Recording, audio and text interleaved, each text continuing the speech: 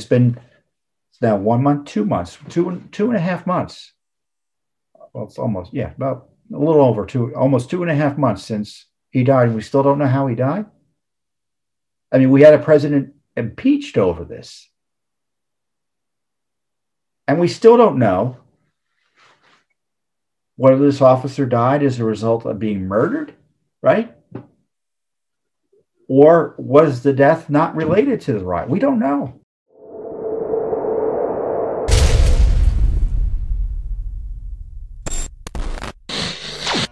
One of the other scandals in Washington, D.C., it has the national implications. I say it's a scandal, but it's another threat to your freedoms as an American citizen, is the use of the January 6th riots to attack any opposition to the leftist extreme agenda that Joe Biden and his allies on the Hill want to pursue.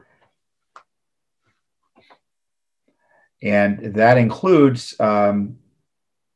that agenda includes suppressing dissent. It includes making it potentially criminal to criticize certain policies. It includes encouraging big tech to censor you if you say the wrong thing. I'm not talking about inciting violence or the other things they pretend to be care about, they pretend to care about, which in fact they don't really care about. The left spent the last year inciting violence. It's been principled conservatives who oppose violence. And it includes lying about what happened on January 6th, and includes withholding information about what happened on January 6th. Remember, they had the, I guess we're not allowed to talk about it, the sham impeachment of President Trump. And one of the core aspects of that impeachment, he was responsible for the murder of a police officer. The New York Times initially quoted, and other news reports did, that law enforcement officers say that supposedly it said that Officer Brian Sicknick, the U.S. Capitol Police officer who died after the riot, died as a result of blunt force injuries. He was hit in the head with an extinguisher, a fire extinguisher. I mean, I'm sure you recall all the dramatic descriptions of that. It turned out, it looks like not to be true. New York Times had to correct and or revise that because it looks like he didn't die from blunt force trauma. They're not sure how he died. In fact, we still don't have the medical examiner's report, which is mighty unusual given the length of time that has passed. So Judicial Watch does what Judicial Watch does best. We ask questions. We want a copy of the autopsy report. We want a copy of other documents related to that issue. And we didn't get it, so we sued. So just today, we sued the Office of the District, we just sued in the District of Columbia, the Superior Court, which is the DC version of your local court, the Office of the DC Medical Examiner, for records about, and this is the exact request, it's a simple request, all records, including but not limited to autopsy reports, toxicology reports, notes, photographs, and Office of Chief Medical Examiner officials' electronic communications related to the death on January 6, 2021 of Capitol Police Officer Brian Sicknick and its related investigation. So not only do we want the autopsy report and the other material that could tell us how he died, because by the way, there's all sorts of leaks about how he potentially died, what's already been ruled out supposedly. Where's the actual documents?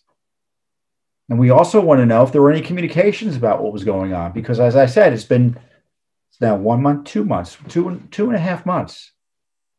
Well, it's almost, yeah, about a little over almost 2.5 months since he died, and we still don't know how he died. I mean, we had a president impeached over this, and we still don't know whether this officer died as a result of being murdered, right? Or was the death not related to the riot? We don't know. So in my experience, and Judicial Watch's experience, we kind of know when something's up, and something's up.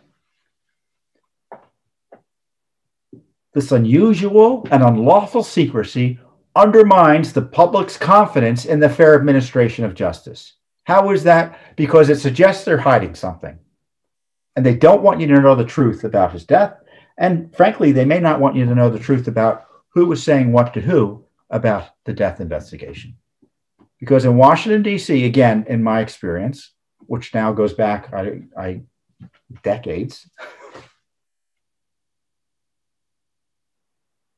that or otherwise ordinary criminal investigations get derailed, subverted, obstructed, slowed, distorted, compromised by political intervention. So in our experience, that any normal criminal investigation in D.C. is changed, to put it charitably, when there's a political component. And we're already seeing evidence of this because we've had false information put out there, leaks about documents that allegedly are private. I mean, we're not giving them. I mean, they're so secret they're leaked. And as I said, the politicization of this death, where there's been this media narrative that a police officer was murdered, when in fact we don't know if that's the case or not. Certainly there have been no charges that he was murdered. There were 2 charges last week that he was assaulted, or 2 people were charged with assaulting him. They weren't charged with murdering him. So where's the basic facts about something that was used to impeach a president? Judicial Watch right now is in court trying to get answers for you, the American people. And this is on top of 2 other cases we've already filed. You may recall we sued the U.S. Capitol Police under a common law right of public access to documents about the Capitol riot. We want the emails and the videos. Why can't we see them? We also want the communications of Nancy Pelosi with the Pentagon. Actually, the chairman of the Joint Chiefs of Staff, where on January 8th, she was talking to him about, looks like, interfering in the chain of command. Looked to me like she was encouraging a coup. She was so hateful of President Trump. Really unhinged, as I've called it. So these are the things that need to be investigated. That Judicial Watch is the only one doing the investigation. It's remarkable, isn't it? I mean, I'm glad that we're doing it, but isn't it outrageous that we're the only ones doing it?